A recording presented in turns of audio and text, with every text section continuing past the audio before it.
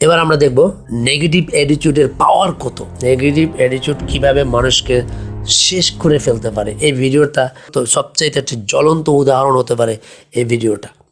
আসুন আমরা এরকম একটা চমৎকার ভিডিও দেখব।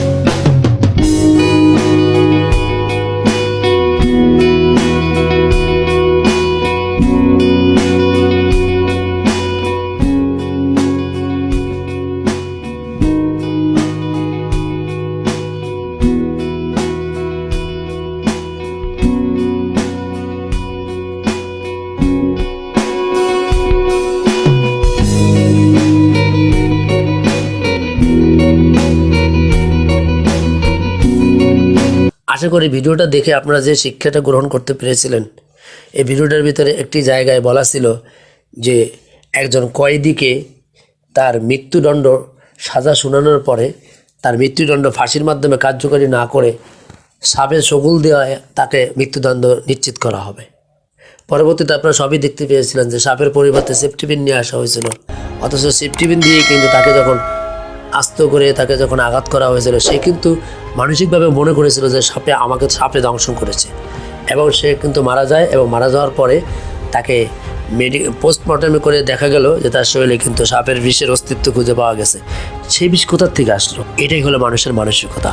তার মানে আমরা বুঝতে পারলাম এই ভিডিওর মাধ্যমে নেগেটিভ অ্যাটিটিউড এতটা জঘন্য একটা বিষয় যেখানে সাধারণ আঘাতকেও সাপের বিষে রূপান্তরিত করতে পারে।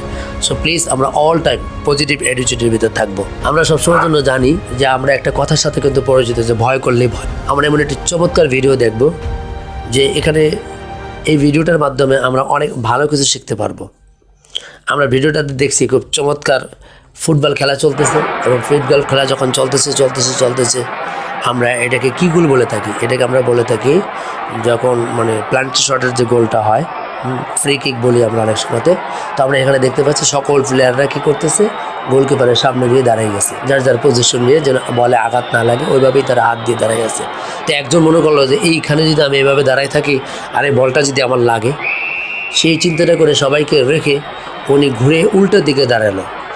তো আমরা পরবর্তী কী দেখতে পেলাম যে ওই বলটা কিন্তু তার সেই উল্টা দিকে এসেই কিন্তু তার লাগলো। এর থেকে প্রমাণিত হয়েছে যে আপনি যেখানে ভয় পাবেন সেখানে আপনি আঘাত পাবেন। সো আর ভয় নয়, আপনি যে কাজটি করবেন সিদ্ধান্ত নিয়েছেন সেই কাজটি ভয় না পেয়ে করতে থাকুন। আমরা এখানে খুব চমৎকার একটি ভিডিও দেখব। আমরা যেহেতু এখানে সাহস নিয়ে এই কথা বলতেছিলাম, সেখানে আমরা এই ভিডিওটার মাধ্যমে আমরা দেখব একটি মোরগ এবং একটা কুকুরের সাথে একটি লড়াই। ছোট্ট একটা ভিডিও, বাট অনেক বড় শিক্ষা আমরা এখান থেকে পেতে পারি। চমৎকার। আমরা ভিডিওর থেকে কী শিক্ষা পেলাম? আমরা ভিডিওটার থেকে শিক্ষা পেলাম যে মোরগটা এতটাই সাহসী, কুকুরটাকে ভয় না পেয়ে সে তাকে তার সর্বোচ্চ শক্তি দিয়ে তাকে তাড়া করলো, এবং শুধু তাই না, শেষ পর্যন্ত বর্ডার পার করে দিল। আমরা দেখলাম ঠিক এভাবেই কিন্তু ৭১ আমাদের শুধুমাত্র মনোবল স্বল্প মানুষ এবং বীর মুক্তিযোদ্ধারা তারা সাহস করেই কিন্তু পাক হানাদার ভাইদেরকে তাড়াই দিয়েছিল। আমরাও পারবো আমাদের মনের পশুকে তাড়াই দেওয়ার জন্য। এবার একটি চমৎকার ভিডিও দেখব, সাহস সাথে কৌশল, হাঁস এবং বাঘের একটি চমৎকার লড়াই আমরা পুকুরের ভিতরে এই ভিডিওটার মাধ্যমে দেখব। আপনারা দেখতেছেন যে বাঘ চতুর্দিক থেকে যখন হাঁসটাকে থাপা মারে, হাঁসটা চুপ করে কিন্তু এখানে পানির ভিতরে চুপ করে সে চুপটি মেরে থাকে, পানির ভিতরে পানিতে ডুব দেয়। আবার সে কিছুক্ষণ পরে আবার ওঠে, আবার বাঘ তাড়া করে। অর্থাৎ আমরা পুরো ভিডিওটা জুড়ে দেখলাম বাঘ বারবার তাড়া করতেছে, আঘাত করতেছে, থাপা মারতেছে, আর হাঁসটি তখন কৌশলগতভাবে পানির ভিতরে ডুব মারে। এখান থেকে আমরা একটা চমৎকার শিক্ষা নিতে পারি। আমরা বিশেষ করে ফ্যামিলি সুখ শান্তির জন্য, ফ্যামিলিতে যদি হাজব্যান্ড ওয়াইফ একজন যদি একটু বাঘের মতো তেড়ে আসে, আপনি হাঁসের মতো চুপ করে আপনি পানিতে ডুব দিয়ে তখন দেখবেন আপনার অশান্তি আর হবে না। খুব সুন্দরভাবে কিন্তু আপনি এই হাঁসের কৌশলটা অ্যাপ্লাই করলে আমরা অনেক ঝামেলার থেকে কিন্তু বাঁচতে পারি। ছোটো ছোটো মজাদার ভিডিওর মাধ্যমে থেকে আপনি অনেক কিছু আমি শিক্ষা গ্রহণ করতে পারবো। এবার আমরা যেহেতু নেটওয়ার্ক মার্কেটিংয়ে কাজ করি, নেটওয়ার্ক মার্কেটিংয়ে চূড়ান্ত সফলতার জন্য 5টি স্টেজ পার করা খুবই জরুরি। সে 5টি স্টেজ আমি এখন আপনাকে একটা একটা করে দেখানোর চেষ্টা করব। প্রথম স্টেজ, আপনি অনেক মানুষকে প্ল্যান দেখাবেন, কিন্তু বেশিরভাগ মানুষ আপনার সাথে একমত পোষণ করবে না। এতে আপনার ভয় পাওয়ার কিছু নেই, আপনি একটু সাহস করে সামনে এগিয়ে চলুন। দ্বিতীয় স্টেজ, আপনি অনেক লোককে প্ল্যান দেখাবেন, বেশিরভাগ লোক বলবে আপনি কিছু করে দেখান, তারপর আমরা চিন্তা ভাবনা করব। আপনার ঘাবড়ানোর কিছু নেই, দৃঢ়তার সাথে সামনে এগিয়ে যান। তৃতীয় স্টেজ, আপনি প্ল্যান দেখাবেন, কিছু লোক জয়েন করবে কিন্তু তেমন কাজ করবে না, আপনি চিন্তা না করে বিশ্বাস নিয়ে চতুর্থ স্টেজের দিকে এগিয়ে চলুন। চতুর্থ স্টেজ, আপনি অনেক প্ল্যান দেখাবেন, কিছু লোক জয়েন করবে, কিছু লোক কাজ করবে এবং কিছু লোক কাজ করবে না। আপনি আপনার বিশ্বাসে অটল থাকুন এবং সফলতার চূড়ান্ত লক্ষ্যে এগিয়ে চলুন। পঞ্চম স্টেজ, আপনি কাজ করতে করতে সফলতার এমন চূড়ায় দাঁড়িয়ে আছেন যে আপনি নিজেই জানেন না, তখন মানুষ আপনাকে খুঁজবে ফেসবুকে, ইমোতে, মেসেঞ্জারে, হোয়াটসঅ্যাপে, এবং আপনাকে ফোন করে বলবে আপনার সাথে কাজ করতে চাই, অথবা আপনার টিমে কাজ করতে চাই, আমাকে সুযোগ দেওয়া যাবে। এরকম কথাগুলি কিন্তু আপনার কাছে আসতে থাকবে প্রতিনিয়ত, বারবার কিন্তু এই কথাগুলি আসবে। আপনার কাজ হচ্ছে সততা এবং দক্ষতার সাথে ধৈর্য সহকারে পঞ্চম স্টেজ পর্যন্ত লেগে থাকা। এটাই নেটওয়ার্ক মার্কেটিংয়ের সার্থকতা এবং বাস্তবতা। আপনি সফলতাকে শুধু অর্থ দিয়ে বিবেচনা করতে গেলে এটা বোকামি ছাড়া আর কিছু না।